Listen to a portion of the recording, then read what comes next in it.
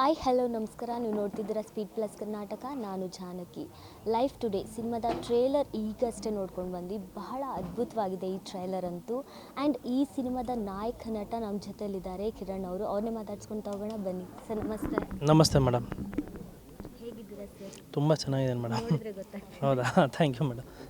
Okay, ಈ cinema ನಾನು first ಕೇಳಿದಾಗ ಈ ಸಿನಿಮಾದಲ್ಲಿ ನೀವೇ ಸ್ಕ್ರಿಪ್ಟಿಂದ ಹಿಡಿದು ಬ್ಯಾಕ್ಗ್ರೌಂಡಿಂದ ಹಿಡಿದು ಎಲ್ಲನೂ ನಿಮ್ಮದೇ ಒಂದು ಪ್ಯಾಷನಲ್ಲಿ ಮಾಡ್ಕೊಂಡಿದ್ದೀರಾ.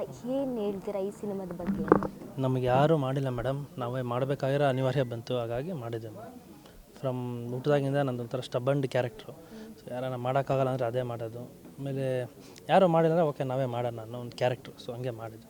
ನಿಮ್ಗೆ ಇಷ್ಟ ಆಯಿತಾ ಟ್ರೈಲರು? ಸಖತ್ ಇಷ್ಟ ಆಯಿತು ಸರ್. ಅಷ್ಟಕ್ಕೋಸ್ಕರನೇ ಮಾಡಿರೋದು. ಟ್ರೈಲರ್ ನೋಡಿದ್ರಿ, ಬಹಳ ಅದ್ಭುತವಾಗಿದೆ ನಮ್ಗೆ ನೋಡಿದಾಗ. ಆ್ಯಂಡ್ ಈ ಸಿನಿಮಾ ಯಾಕೆ ಇದೇ ಥರ ಒಂದು ಸ್ಟೋರಿ ಇಟ್ಕೊಂಡು ಮಾಡಬೇಕು ಅಂತ ಅನಿಸ್ತು ನಿಮಗೆ? ಕನ್ನಡ ಇಂಡಸ್ಟ್ರಿ ರೂಟೀನ್ ಲವ್ ಸ್ಟೋರಿಗಳು, ರೂಟೀನ್ ಆ್ಯಕ್ಷನ್ ಸ್ಟೋರೀಸ್ ಅದೆಲ್ಲ ಬರ್ತಿದೆ.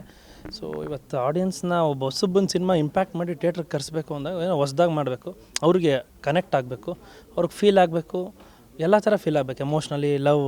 ಸೊ ಇದೆಲ್ಲನೂ ಬ್ಲೆಂಡ್ ಮಾಡಿ ಒಂದು ಸಿನಿಮಾ ರಿಯಾಲಿಟಿಲಿ ಲೈಫ್ ಟುಡೇ ಮಾಡಿದೆ ಮೇಡಮ್. ಓಕೆ, ಈ ಸಿನಿಮಾ ನೋಡ್ತಾ ಇದ್ರೆ ಆಗಲೇ ತಾನೇ ಒಂದಷ್ಟು ಜನ ಹೇಳ್ತಾ ಇದ್ರು, ಏನು ಇವಾಗ ನಡೀತಾ ಇರೋದು ಹೆಣ್ಮಕ್ಳೆಲ್ಲ ಗಂಡು ಮಕ್ಕಳನ್ನ ಸಾಯಿಸ್ತಾ ಇದ್ದಾರೆ ಅಂತ.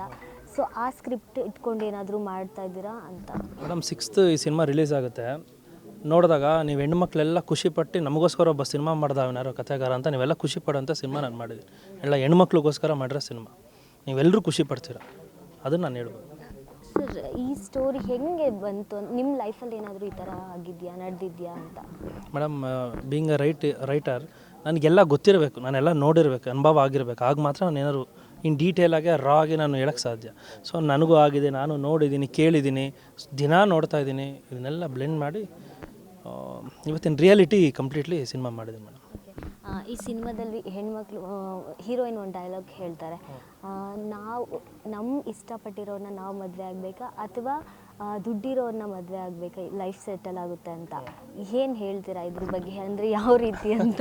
ಅದಕ್ಕೆ 5 ಕೋಟಿ ರೂಪಾಯಿ ಖರ್ಚು ಮಾಡಿ ಲೈಫ್ ಟುಡೇ ಸಿನಿಮಾ ಮಾಡಿದರೆ ಕ್ಲೈಮ್ಯಾಕ್ಸಲ್ಲಿ ನೀವೆಲ್ಲರೂ ಖುಷಿಯಾಗಂತ ಒಂದು ಇವತ್ತಿನ ಯೂತ್ಗೆ ಮೆಸೇಜ್ ಕೊಟ್ಟಿದ್ದೇನೆ.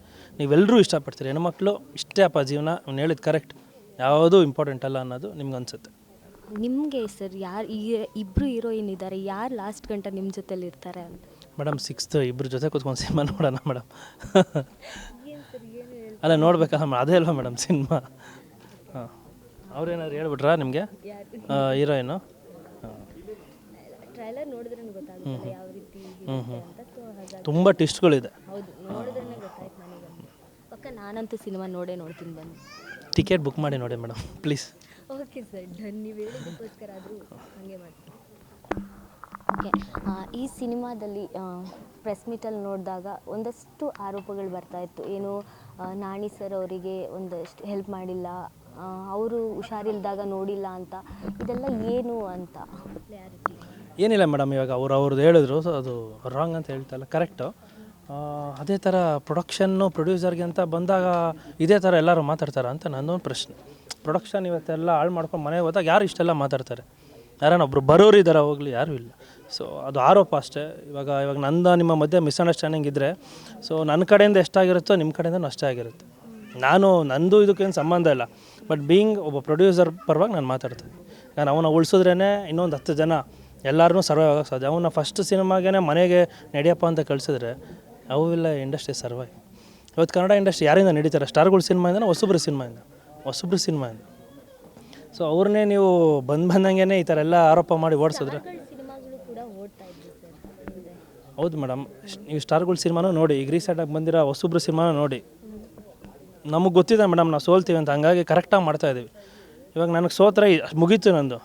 ಬಟ್ ಅವ್ರಿಗೆ ಇನ್ನೊಂದು ಟಿವಿ ಅಂತ ಗೊತ್ತಿದ್ದೆ ಸಿನಿಮಾ ಮಾಡ್ತಿದ್ದೀರಾ? ಅಲ್ಲ, ನಾನು ಹೇಳಕ್ಕೆ ಬಂದೆ ಕೇಳಿ. ನಾನು ಸೋತ್ರೆ ನಂದು ಕತೆ ಮುಗೀತು ಇಲ್ಲಿಗೆ. ಬಟ್ ಒಬ್ಬ ಸ್ಟಾರ್ ಡೈರೆಕ್ಟರ್ಗೆ ಸ್ಟಾರ್ ಇರೋಗಲ್ಲ, ಅವ್ನಿಗೆ ಇನ್ನೂ ಒಂದು 10 ಚಾನ್ಸ್ ಇದೆ. ಸೊ ನನಗೆ ಗೊತ್ತು ನಾನು ಸೋಲ್ತೀನಿ ಅಂತ, ಹಂಗಾಗಿ ಹುಷಾರಾಗಿ ಒಂದೊಂದು ಸೀನೂ ತುಂಬ ಕೇರ್ಫುಲ್ಲಾಗಿ ಆಡಿಯನ್ಸ್ ಮನಸ್ಸಿಗೆ ಹೋಗಬೇಕು ಅಂತ ಬರ್ದಿರೋ ಸ್ಕ್ರಿಪ್ಟ್ ಇದು.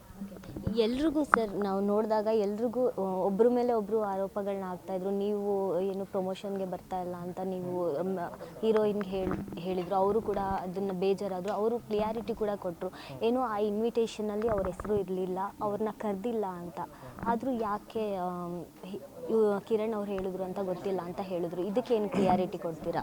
ಮೀಡಿಯಾದವರು ನನ್ನ ಕೇಳಿದ್ರು ಮೇಡಮ್, ನಮ್ಮ ಹೀರೋಯಿನ್ಗೆ ಹೇಳ್ತಾ ಇಲ್ಲ, ಕನ್ನಡ ಇಂಡಸ್ಟ್ರಿ ಇರೋ ಉಳಿವಿಗಾಗಿ ಎಲ್ಲ ಹೀರೋಯಿನ್ ಫಿಲಮ್ ಚೇಂಬರಲ್ಲಿ ನೀವು 26 ಹೋಗಿ ಎಷ್ಟು ಹೋಗಿ ಕಂಪ್ಲೇಂಟ್ ಕೊಟ್ಟಿದ್ದಾರೆ, ಹೀರೋಯಿನ್ ಪ್ರಮೋಷನ್ಗೆ ಬರ್ತಿಲ್ಲ, ಹೀರೋಯಿನ್ ನಾನು ಕೊಟ್ಟಿದ್ದೀನ ಯಾರಿಗ? ಅವ್ರು ಕೇಳಿದಾಗ ಕನ್ನಡ ಇಂಡಸ್ಟ್ರಿನ ಉಳಿವಿಗಾಗಿ ಹೇಳಿದ್ದೀನಿ. ನನಗೆ ಕನ್ನಡ ಇಂಡಸ್ಟ್ರಿಲಿ ಅರ್ಧ ಪ್ರೊಡ್ಯೂಸರ್ಗಳು ನನಗೆ ಗೊತ್ತು, ಎಲ್ಲರಿಗೂ ಗೊತ್ತು. ಅವ್ರ ಹೆಸರು ಹೇಳಿದ್ರೆ ಅದಕ್ಕೆ ಆ ಹೆಸ್ರುಗಳು ಹೇಳೋಕ್ಕೆ ನಂಗೆ ಇಷ್ಟ ಇಲ್ಲ, ಓಕೆನಾ? ಅದು ಎಲ್ಲದನ್ನು ಸೇರಿಸ್ಕೊಂಡು ಕನ್ನಡ ಇಂಡಸ್ಟ್ರಿ ಉಳಿವಿಗಾಗಿ ಹೇಳಿದ್ದು, ಇದು ನಮ್ಮ ಹೀರೋಯಿನ್ಗೆ ಹೇಳ್ತಾ ಇಲ್ಲ ಅಂತಲೇ ಹೇಳಿದ್ದೀನಿ.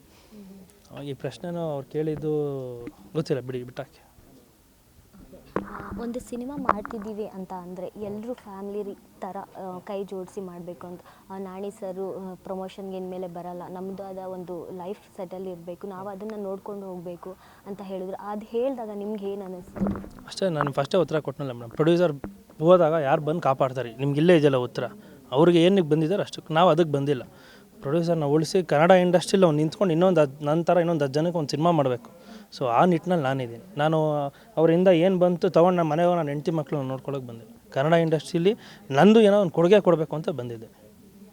ಸೊ ಅವ್ರು ಹೇಳಿದಾಗ ಪ್ರಮೋಷನ್ಸಿಗೆ ಬರಲ್ಲ ಅಂತ ಹೇಳಿದಾಗ ಯಾವ ರೀತಿ ಅನ್ನಿಸ್ತು ನಿಮಗೆ? ಇವ್ರನ್ನ ನಮ್ಮ ಸಿನಿಮಾದ ತಂಡದಲ್ಲಿ ಹಾಕ್ಕೊಂಡಿದ್ದೀವ ಅಂತ ಏನಾದರೂ? ಅದು ಮುಂದೆ ಬರ್ತಕ್ಕಂಥ ಎಲ್ಲ ನಿರ್ದೇಶಕರು ಎಲ್ಲ ಪ್ರೊಡ್ಯೂಸರ್ಗಳು ಯೋಚನೆ ಮಾಡಬೇಕಾದ್ರೆ ವಿಷಯ, ನಾನಲ್ಲ. ನನಗೆ ಗೊತ್ತಾಗಿದೆ ಈಗ ಇಂಡಸ್ಟ್ರಿನ ಹೆಂಗೆ ಹ್ಯಾಂಡ್ಲ್ ಮಾಡಬೇಕು ಅಂತ ಗೊತ್ತಾಗಿದೆ. ಇನ್ನೂ ದೊಡ್ಡ ಮಟ್ಟದಲ್ಲೇ ಮಾಡ್ತೀನಿ, ಹೆಂಗೆ ಹ್ಯಾಂಡ್ಲ್ ಮಾಡ್ಬೇಕು ಮಾಡ್ತೀನಿ. ಇವಾಗ ನೀವು ಒಂದು ಫ್ಯಾಮಿಲಿಲಿ ಇದ್ದೀರಾ, ನಿಮ್ಮ ತಂದೆ ನಿಮ್ಗೆ ಯಾವತ್ತೂ ನಿಮ್ಗೆ ಹರ್ಟ್ ಮಾಡಲಿಲ್ಲ, ನಿಮ್ಮ ತಾಯಿ ನಿಮ್ಗೆ ಹರ್ಟ್ ಚಿಕ್ಕ ಪುಟ್ಟ ನೀವು ಹೋಗಿ ಎಲ್ಲರ ಮುಂದೆ ಹೇಳ್ತೀರಾ? ನಮ್ಗೆ ಇಡ್ಲಿಲಿ ಚಟ್ನಿಯಲ್ಲಿ ಉಪ್ಪು ಕಮ್ಮಿ ಇತ್ತು, ಊಟ ಸರಿ ಇರಲಿಲ್ಲ, ನಂಗೆ ಜ್ವರ ಬಂದಾಗ ನೀವು ಕ್ರೋಸಿನ್ ಕೊಟ್ಟಿಲ್ಲ ಅಂತ ಹೇಳ್ತೀರಾ. That's what their mentality is. That's okay, I don't mind or I don't care ಅಷ್ಟೇ. ಅವರು ಹೇಳಿದಾಗಲೇ ನಮಗಂತೂ ಒಂಥರ ಮಕ್ಕಳಿಗೆ ಹೊಡೆದಂಗೆ ಹೇಳಿದ್ರು ಅವರು. ಇನ್ಮೇಲೆ ಯಾವುದೇ ಪ್ರಮೋಷನ್ಗೂ ನೀವು ಕರೆದ್ರು ನಾವು ಇಷ್ಟ ಇದ್ದರೆ ಬರ್ತೀರಿ ಅಂತ ಒಂದು ಮಾತನ್ನು ಕೂಡ ಹೇಳಿದ್ರು. ಟು ಬಿ ವೆರಿ ಆನೆಸ್ಟ್, ನಾನು ಅವ್ರ ನಂಬರ್ ಇಟ್ಕೊಂಡಿಲ್ಲ ಮೇಡಮ್. ನಾನು ಕರೆದಿಲ್ಲ, ಪಾಪ ಡೈರೆಕ್ಟರ್ ಕರೆದಿರೋದು. ಬಂದಾಗ ಒಳ್ಳೆ ರೀತಿಯಲ್ಲಿ ಹೋಗಬೇಕು. ಅನ್ನ ಹಾಕಿರೋರ ಬಗ್ಗೆನೇ ಮಾತಾಡಿ ಹೋಗಿದ್ದಾರೆ. ಸೊ ಅವ್ರಿಗೆ ದೇವ್ರು ಒಳ್ಳೇದು ಮಾಡಲಿ, ಇನ್ನೂ 100 ಕಾಲ ಅವ್ರು ಬೆಳೀಲಿ, ಇನ್ನೂ 100 ಸಿನಿಮಾ ಮಾಡಲಿ ಅಷ್ಟೇ ಹೇಳ್ತೀನಿ. ನಿಮ್ಮ ಸಿನಿಮಾ ಬರೋದಕ್ಕಿಂತ ಮುಂಚೆನೇ ಒಂದು ನೆಗೆಟಿವ್ ಆಗಿ ಮೂವ್ ಆಗ್ತಿದೆಯಾ ಅಂತ? ಏನಿಲ್ಲ ಮೇಡಮ್. ಇವತ್ತು ಟ್ರೈಲರೇ ರಿಲೀಸ್ ಆಗ್ತಾ ಇರಲಿಲ್ಲ, ಸೆನ್ಸಾರೇ ಬಂದಿರಲಿಲ್ಲ. ಸೊ ಡೈಲಿ ಫೇಸ್ ಮಾಡ್ತಾಯಿದ್ದೀನಿ. So let me face, I am here to fight, let me fight ಅಷ್ಟೇ. ಯಾವಾಗ ಸೆನ್ಸರ್ ಆಗ್ಬೋದು? ಟ್ರೈಲರ್ಗೊಂದು ಸೆನ್ಸಾರ್ ಆಗಬೇಕಾಗಿತ್ತು, ಅದು ಸಾಕಷ್ಟು ವಿಷಯಗಳಿಂದ ಆಗಿರಲಿಲ್ಲ. ಕೆಲವೊಬ್ಬರು ಬೇಡ ಬಿಡಿ, ಈಗ ಸೆನ್ಸಾರ್ ಇನ್ನೇನು ಹೋಗ್ತಾಯಿದೆ ಮೇಡಮ್. 6th ಮೂವಿ ರಿಲೀಸ್ ಇದೆ. ಕನ್ನಡ ಒಂದು ಸಿನಿಮಾ ತಮಿಳು ತೆಲುಗು ರೇಂಜಲ್ಲಿ ನಾವು ಮಾಡಿದ್ದೀವಿ. ಸೊ ದಯವಿಟ್ಟು ಬನ್ನಿ. ಚಿತ್ರರಂಗದಲ್ಲಿ ಒಬ್ಬ ಹೊಸಬನ ಸಿನಿಮಾ ನಂಬಿ, ಹೊಸಬನ ಸಿನಿಮಾ ಇದ್ದ ತಕ್ಷಣ ಏನು ಓಪ್ಸೇ ಕಳ್ಕೊಬೇಡಿ, ಬಂದು ನೋಡಿ. ಎಲ್ರಿಗಿಂತ ಚೆನ್ನಾಗಿ ನಾವು ಸಿನಿಮಾ ಮಾಡಿದ್ವಿ. ನೀವು ಹೊಸಬ್ರಂತ ಕಾಣೋದಿಲ್ಲ ಸರ್, ಅಷ್ಟು ಅದ್ಭುತವಾಗಿ ನೀವು ಆ್ಯಕ್ಟಿಂಗ್ ಮಾಡಿದ್ದೀರ. ಅಂದ್ ಸ್ಟೋರಿ ಕೂಡ ಅಷ್ಟೇ ಚೆನ್ನಾಗಿದೆ. ಹೊಸಬ್ರಂತ ಹೇಳೋಕ್ಕಾಗೋದೇ ಇಲ್ಲ. ಆ ಆಟ ಇದೆ ಮೇಡಮ್, ಗೆಲ್ಲೇಬೇಕು. ನಾನೇ ಗೆಲ್ಲಬೇಕು ಅಂತಲೇ ಆಟ ಇದೆ. ಕನ್ನಡದ ಮೇಲೆ ಪ್ರೀತಿನೂ ಇದೆ, ಕನ್ನಡ ಇಂಡಸ್ಟ್ರಿ ಮೇಲೆ ಅಪಾರವಾದ ಒಂದು ನಂಬಿಕೆನೂ ಇದೆ. ಈ 3 ಸೇರಿ ಈ ಥರ ಕೆಲಸ ಬರುತ್ತೆ. ನಿಮ್ಮ ಸಿನಿಮಾ ಗೆಲ್ಲುತ್ತೆ ಅಂತ ಅನಿಸುತ್ತಾ? ಗೆಲ್ಲೇಬೇಕು ಅಂತ ಮಾಡಿರೋ ಸಿನಿಮಾ ಮೇಡಮ್. ಗೆಲ್ಲುತ್ತಾ ಅಂತ ಕಾನ್ಫಿಡೆನ್ಸ್ ಇಲ್ದಿರ ನಾನು ಬರೋದೇ ಇಲ್ಲ ಯಾವುದೇ ವಿಷಯಕ್ಕೂ. ಗೆಲ್ಲೇಬೇಕು, ಗೆಲ್ಲುತ್ತೆ.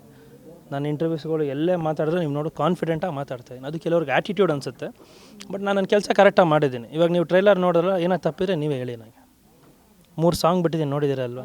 ಚೆನ್ನಾಗಿದೆ ಅಲ್ಲ ಮೇಡಮ್? ಅಷ್ಟೇ ನಾನು ಕೆಲಸ ಮಾಡಿದ್ದೇನೆ ಮೇಡಮ್. ಇಲ್ಲ ಮೇಡಮ್, ಅಷ್ಟೊಂದೆಲ್ಲ ಟ್ಯಾಲೆಂಟ್ ಇಲ್ಲ. ದೊಡ್ಡ ಲಿರಿಸಿಸ್ಟು ನಾಗೇಂದ್ರ ಪ್ರಸಾದ್ ಅವರು, ಕವಿರಾಜ್ ಅವರು, ನಮ್ಮ ರಾಮನಾರಾಯಣ, ಪ್ರಮೋದ್ ಮರವಂತೆ ಎಲ್ಲ ಬರೆದಿದ್ದಾರೆ. ಯಾವಾಗ ನಿಮ್ಮ ಸಿನಿಮಾ ರಿಲೀಸ್ ಆಗುತ್ತೆ ಥಿಯೇಟರ್? ಇದಾ 6th ಆಗಸ್ಟ್. ಏನು ಹೇಳ್ತೀರಾ ನಿಮ್ಮ ಸಿನಿಮಾ ಮೂಲಕ? ಅದೇ ಲೈಫ್ ಟುಡೇ ಅನ್ನೋ ಸಿನಿಮಾ 6th ಆಗಸ್ಟ್ ರಿಲೀಸ್ ಆಗ್ತಾಯಿದೆ. ಒಬ್ಬ ಹೊಸಬನ ಸಿನಿಮಾ. ಇವಾಗ ಇತ್ತಿರೋ ಟ್ರೆಂಡಲ್ಲಿ ಒಂದು ಹೊಸ ಪ್ಯಾಟ್ರನ್ ಸಿನಿಮಾ ಇದು. ಸೊ ನಿಮಗೆ ನೋಡಿದಾಗ 1 ತಿಂಗಳು ಕಾಡ ಅಂತ ಸಿನಿಮಾ. ತೆಲುಗು ತಮಿಳ್ ಅವರೆಲ್ರಿಗಿಂತ ಒಂದು ಕ್ವಾಲಿಟಿ ಸಿನಿಮಾ ನಾವು ಮಾಡಿದ್ದೀವಿ ಅಂತ ನಾನು ಘಂಟಾಘೋಷವಾಗಿ ಓಪನ್ ಕ್ಯಾಮ್ರಾ ಮುಂದೆ ಹೇಳ್ತಾ ಇದ್ದೀನಿ ಮೇಡಮ್. ಯಾರಿಗೆಲ್ಲ ಇಷ್ಟ ಆಗ್ಬೋದು ಈ ಸಿನಿಮಾ? ಮೇಯ್ನ್ ಹೆಣ್ಮಕ್ಳಿಗೆ, ಕಾಲೇಜ್ ಹುಡುಗರಿಗೆ, ಒಂದು ಫ್ಯಾಮಿಲಿಗೆ. ಈ ಒಂದು 5 ಜನ ಕೂತ್ಕೊಂಡು ಎಲ್ರಿಗೂ ಮೆಸೇಜ್ ಕೊಡ್ಬೋದು. ಮಗಳೇ ನೀನು ಈ ತಪ್ಪು ಮಾಡಬೇಡ, ಅಪ್ಪ ನೀನು ಈ ತಪ್ಪು ಮಾಡಬೇಡ, ಗಂಡಂಗೆ ನೀನು ಹೇಳ್ಬೋದು ನೋಡು ಇದೇ ತಪ್ಪಾಗುತ್ತೆ, ಅಹಂಕಾರ ಬಿದ್ದರೆ. ಒಬ್ಬ ಲವರ್, ಎಲ್ರಿಗೂ ಕನೆಕ್ಟ್ ಆಗೋಂಥ. ಇಲ್ಲಿ ಯಾರು ದೊಡ್ಡವರಲ್ಲ, ಯಾರು ಚಿಕ್ಕವರಲ್ಲ, ಎಲ್ಲರೂ ಈಕ್ವಲ್ ಆಗಿ ತುಂಬ ಚೆನ್ನಾಗಿ ಮಾಡಿದ್ದಾರೆ. ಅಂದರೆ ನಿಮ್ಮದು ಮೇನ್ ರೋಲ್ ಹೆಣ್ಮಕ್ಳೇ ತಪ್ಪು ಮಾಡ್ತಾರೆ ಅಂತ ತೋರಿಸಿದ್ದೀರಾ ಅಂತ? ಇಲ್ಲ ಮೇಡಮ್, ನೀವು ಅದನ್ನು ಥಿಯೇಟ್ರಲ್ಲಿ ಹೋಗಿ ನೋಡ್ರೆ ಗೊತ್ತಾಗುತ್ತೆ. ನಾನು ಹೇಳಿದ್ನಲ್ಲ, ನೀವೇ ಅಲ್ಲ, ನೀವೆಲ್ಲ ಖುಷಿಪಟ್ಟು ಹೆಣ್ಮಕ್ಳಿಗೋಸ್ಕರ ಒಬ್ಬ ಕತೆ ಬರೆದು ಸಿನಿಮಾ ಮಾಡಿದ್ದೀನಿ ಅಂತ ಖುಷಿ ಪಡ್ತೀರಾ, ಬೈಕೊಳ್ಳಲ್ಲ, ಬೇಜಾರಾಗಲ್ಲ, ಆ ಥರ ಕತೆ ಅಂತೂ ಮಾಡಿದ್ದೀನಿ. 6th ನೀವು ಹೇಳಿ, ನಿಮ್ಮ ಹೆಸರೇನು ಮೇಡಮ್? ಜಾನಕಿ ಅವರೇ, ನೀವು ಹೇಳಿ. Thank you madam, thank you madam, thank you.